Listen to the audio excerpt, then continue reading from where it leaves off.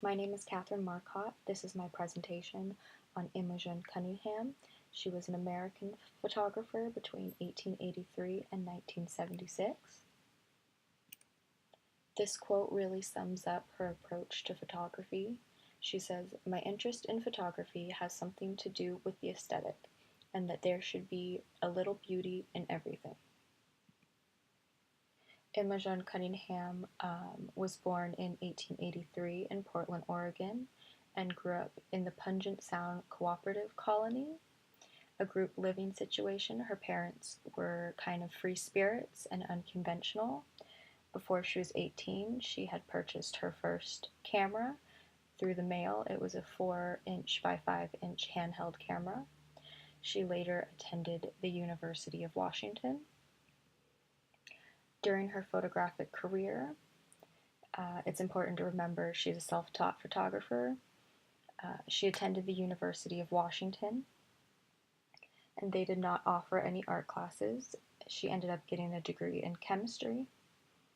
While at the University of Washington, Imogen was influenced and in awe by Gertrude Kaiser, a pictorialist artist, co-founder of Photosession, and the first woman photographer to successfully run a commercial photography studio.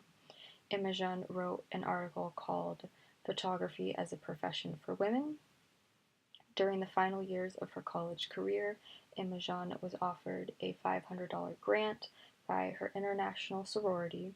She traveled to Dresden, Germany to study chemistry. Imogen wrote her dissertation called "Modern Process of Photography" about a new method of making platinum photographs, and it was all written in German. On the way back from Germany, she stopped and met Alfred Stieglitz and Gertrude Kaiser, whom both enjoyed her work. With their praise once back in Seattle, Imogen opened her own portrait studio that supported her nicely. In 1914, Imogen had her first solo exhibition that featured her romantic painterly pictorial photography at the Brooklyn Institute of Arts and Sciences in New York. She then relocated to San Francisco, California. In 1915, she married Roy Partridge, who was an etcher. They had 3 children, and dedicated to being a mother, Imogen only photographed during the time her children napped. She photographed plants in her garden. I believe this was the start of what later would be the photographs Imogen is known best for, her botanical studies.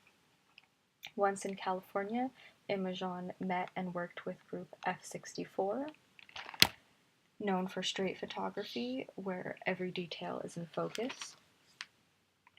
She worked with photographers such as Ansel Adams, Edward Weston, and Willard Van Dyke. In 1923, she collaborated with Edward Weston on an exhibition at the De Young Museum in San Francisco. She then experimented with solarization, sandwiching negatives, and double exposures, which all tied into surrealism. Her protégés and friends were photographers such as Maynard Dixon, Dorothea Lange, Johann Hagemeyer, and Marthea Mather. Later in life, Vanity Fair commissioned Imogen to take portraits of celebrities and political figures such as President Hoover, Frida Kahlo, and photographer Man Ray. At the age of 73, Imogen traveled to New York interested in street photography, which she called stolen photos. In 1975, the Imogen Trust was created, and they focused mostly on printing her creative work. She wanted a seal that was as good that said this was as good as Imogen had printed it herself. She then continued to have a book titled After 90, which featured unpublished photographs and some of her earlier work that worked with the conditions of old age, aging with dignity and wisdom. This is a self-portrait of Imogen Cunningham with her Corona View camera. This is an example of layering negatives. In the middle is Imogen Cunningham in the 1900s, and up top is Imogen Cunningham from 1974.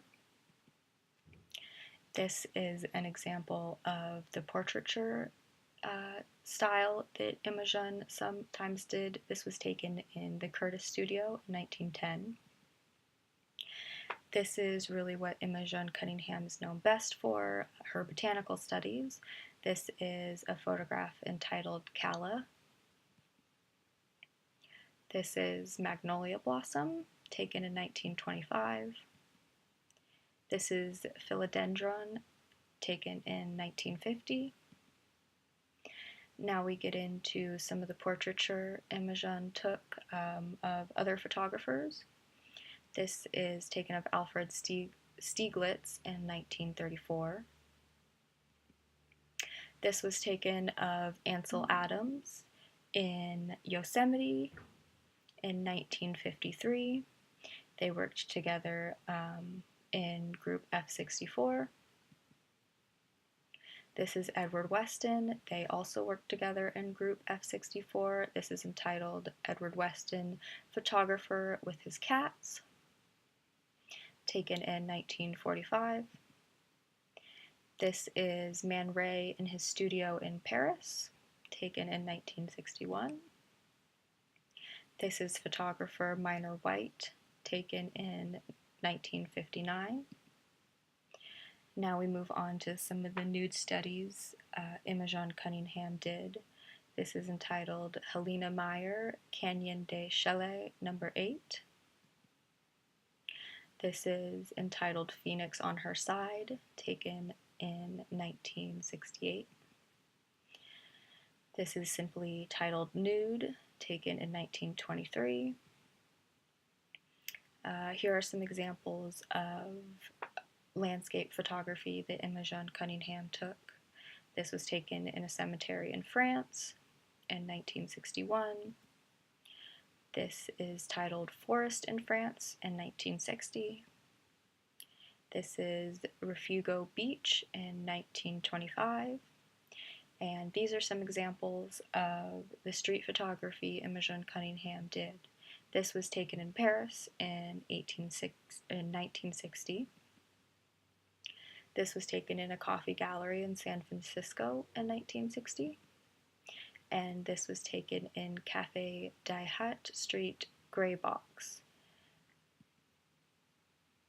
In conclusion, Imogen's significance was she was a self-taught photographer. She dabbled in portraiture, pictorialism, straight photography with group F64, and surrealism. She was a major member of group F64, which Alfred Stieglitz mentored. She also wrote her dissertation, The Modern Process of Photography, about platinum printing processes. She was a trailblazer for women in photography, writing her article, Photography as a Profession for Women, and she also left behind a huge legacy, the Imogen Cunningham Trust. She was really a trailblazer for her time, always promoting women and individualism. She passed away in 1976 at the age of 93.